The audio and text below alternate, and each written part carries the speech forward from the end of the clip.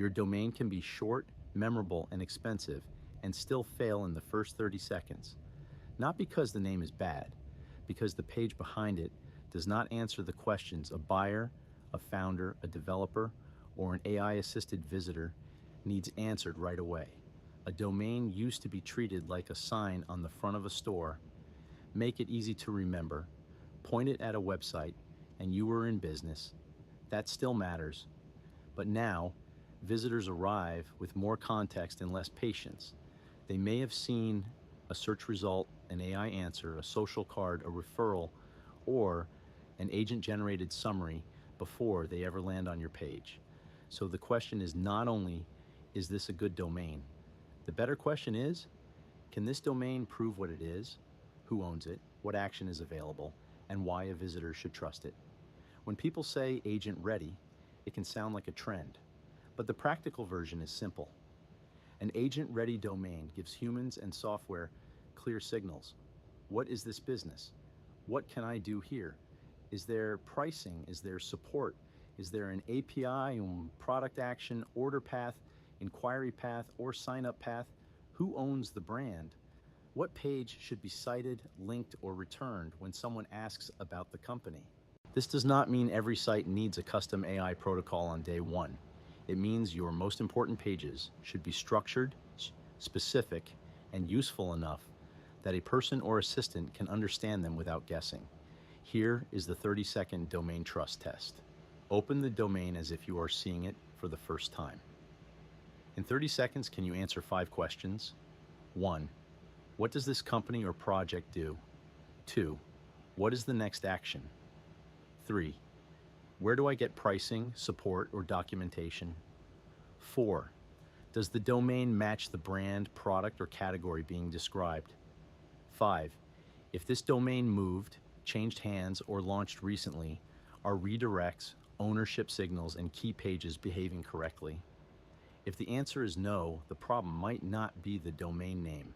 The problem might be the launch surface. Step 1 is to make ownership and purpose obvious. A strong domain should point to pages that explain the product, the company, and the primary use case in plain language. Avoid vague hero copy that could fit any startup in the category. If you sell software, say what the software does. If you operate a marketplace, explain what buyers and sellers can do. And if you offer API access, put the API path somewhere obvious. If the domain is part of a rebrand, make sure old and new names connect clearly. Users should not have to wonder whether they reached the right company. This matters for trust, but it also matters for discovery. A memorable domain is easier to recall, but clear pages make that recall useful. Step 2 is to expose the next action. A domain can look polished and still leave visitors stuck. For a SaaS company, the action might be start trial, view pricing, read docs, contact sales, or use the API. For an e-commerce site, it might be shop the category, track an order, contact support, or find a return policy. For a domain marketplace or premium domain page, it might be search, watch, back order, bid, inquire, or save a candidate. This is where catches fits the operator workflow. If you are still choosing a name, you can search options, watch expiring domains, compare auctions, and keep candidate names organized before you commit the brand to one direction. The point is not to make every visitor do the same thing. The point is to make the available actions clear enough that a human or assistant does not invent the next step. Step 3 is to make support and recovery visible. This is especially important for domains that matter to revenue. If someone is evaluating a product, they should know where support lives. If someone is integrating an API, they should know where docs and status information live. If a customer needs billing, login, transfer, DNS, or account help, the path should not be hidden behind a generic contact form with no context. For domain operators, this also means documenting the internal side. Who owns the registrar login? Who owns renewals? Who owns DNS? And where recovery messages go. A domain can be paid for and still be operationally fragile if the team cannot prove who controls it. Step 4 is launch QA. Before traffic moves, check the boring things.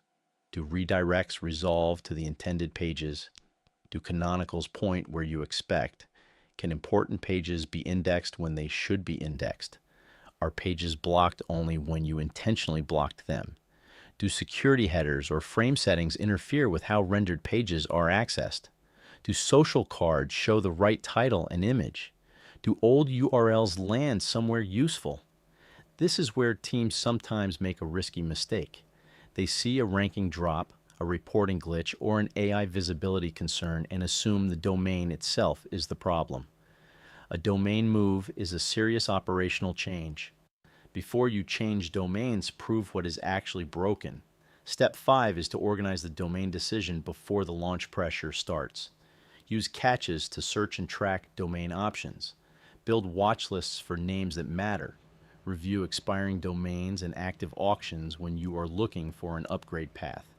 Keep notes on why a name fits, what extension risk exists, what budget ceiling is reasonable, and what operational checks have to happen before a cutover. If a domain is for a founder, ask whether customers can remember it. If it is for e-commerce, ask whether the domain supports trust and category clarity. If it is for developers, ask whether docs, API access, support, and status information are easy to find. If it is for a premium purchase, ask whether the price, history, trademark, context, and migration plan are ready before the offer or bid. Here is the checklist again. Make ownership and purpose obvious. Expose the next action. Make support docs and recovery paths visible. Run launch QA before traffic moves. Use a domain workflow like catches to search, watch, compare, and organize important names before the deadline arrives. A memorable domain is still valuable, but the best domain in the world cannot do all the trust work alone. The page behind it has to prove the fit. If you are planning a launch, rebrand, premium domain purchase, or domain upgrade, start by searching and watching candidate names on catches. Then use this 30-second trust test before you send real customers, search engines, or AI-assisted visitors to the new domain.